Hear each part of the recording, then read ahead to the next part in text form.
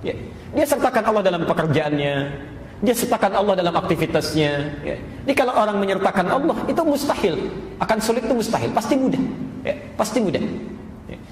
Saya kasih perbandingan begini. Ini urusan dunia dulu ya, yang para ikhwan dulu. Saya tanya, rizki itu adanya di mana? Di langit atau di bumi?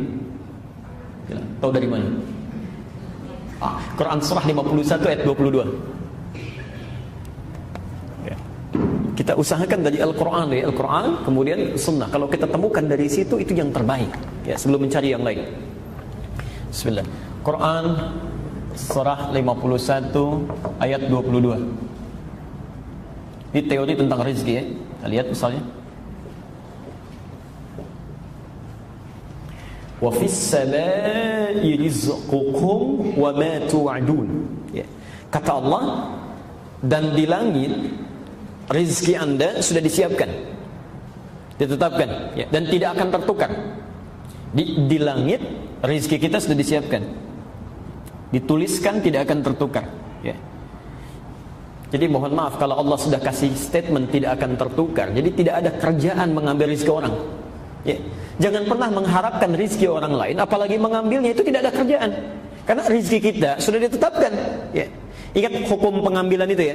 Ingat hukum pengambilan. Kalau ada hak orang lain diambil, maka seketika terasa menyenangkan, tapi yang diambil ini satu saat akan kembali. Ya, akan kembali.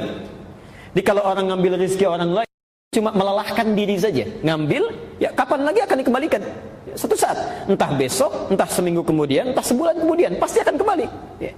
Ini cuma melelahkan diri saja, ngambil sesuatu, berputar-putar, ujung-ujungnya balik lagi. Ya. Ini sudah, kalau sudah Allah berikan, jangan cari yang bukan milik kita. Wa ma tu'adun, dan dijanjikan kata Allah pasti diberikan. Rizki kamu sudah dituliskan di langit, dijanjikan diberikan. Ya. Rizkinya di langit.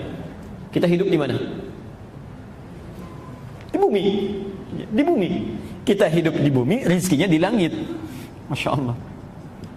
Kita bertanya, ya Allah, bagaimana seperti ini? Kami hidupnya di bumi, rizkinya di langit. Gimana ngambilnya? Maka Allah turunkan sifat keadilannya. Ya. Diturunkan rizkinya ke bumi, disediakan untuk kita mudah mengambilnya. Quran surah kedua Al-Baqarah ayat 29. Dijawab di Quran surah kedua ayat 29. Karena kita tinggal di bumi, maka turun ayat, saya agak cepat, huwallazi khalaqalakum ma fil ardi jami'an. Rizki yang di langit ini kami turunkan ke bumi, maka Allah menciptakan segala hal di bumi untuk memenuhi kehidupan kita. Ya. Dialah Allah yang menjadikan segala hal di bumi lakum untuk kalian.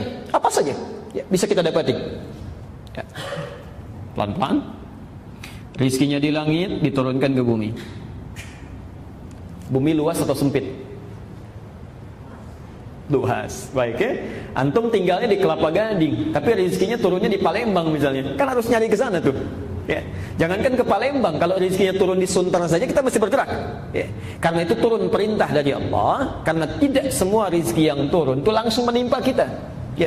Barangkali tempatnya agak harus memerlukan usaha untuk bergerak. Ya.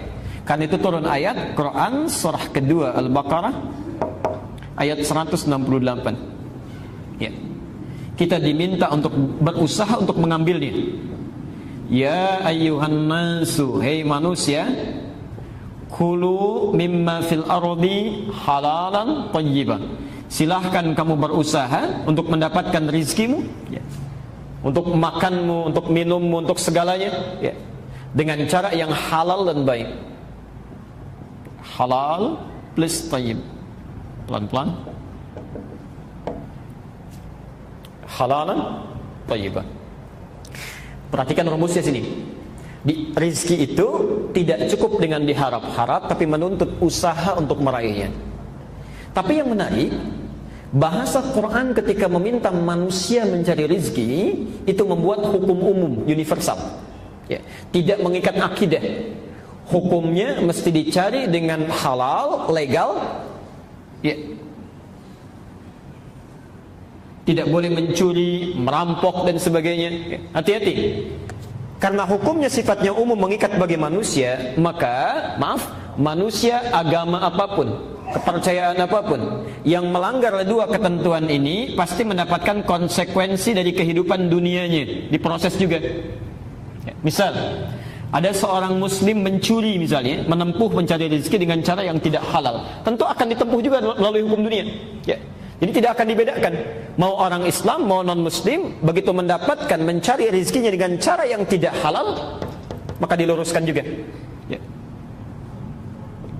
Saya belum pernah mendengar ada polisi misalnya ketika menangkap pencuri ditanya dulu, bapak agamanya apa? Nggak mungkin. Oh Islam pak, oh kalau gitu nggak usah ditangkap, dikasih tausiah saja. Nggak bisa.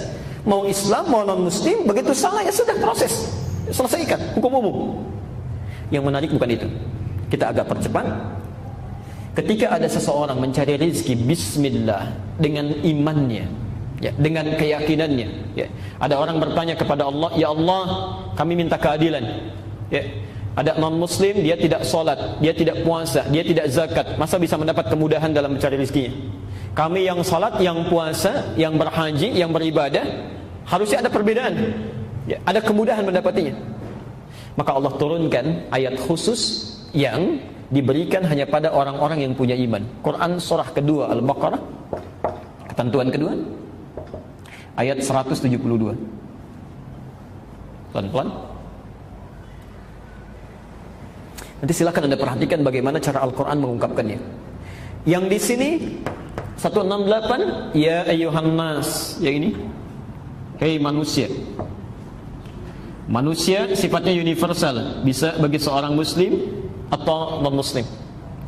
Tapi ketika menyebutkan di ayat 172, dirubah dari nas menjadi amanu, ya ayyuhalladzina amanu. Pelan-pelan. Kalau sudah amanu berarti hanya mengikat orang yang beriman saja. Orang Islam tidak di luarnya. Sekarang lihat ayatnya. Ya ayyuhalladzina amanu kulu. Di sini ada kulu, di sini ada kulu. Tapi yang hebat di sini mimma fil ardi halalan thayyiba, yang di sini kalimat halalnya dibuang.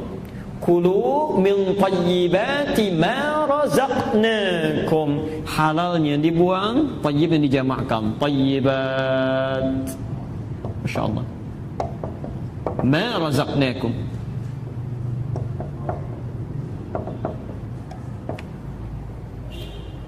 Perhatikan pelan-pelan. Yang di sini ketika Allah meminta orang-orang beriman berusaha, bekerja, beraktivitas, disebut imannya, dihilangkan halalnya. Ya ayyuhalladzina amanu kulu min thayyibati, halalnya dibuang. Kenapa ketika menyentuh orang-orang beriman, meminta dia bekerja, kalimat halalnya dibuang? Karena orang-orang beriman itu otomatis dengan imannya akan menuntun dia mencari yang halal. Jadi ketika dia mengucapkan bismillah dalam langkahnya, itu mustahil langkah bismillah itu melangkahkan ke tempat yang haram, itu mustahil. Jadi ketika dia mengucapkan bismillah dalam pekerjaannya, itu imannya otomatis akan menuntun kepada yang halal.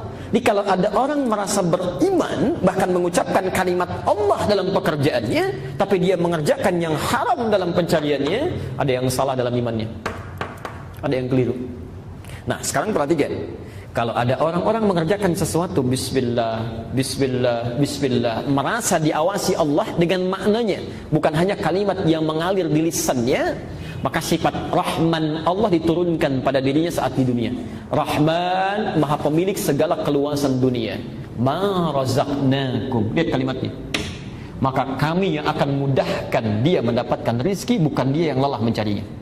Ini. Ma razaqnakum, kami yang berikan, bukan kamu yang lelah untuk mencarinya.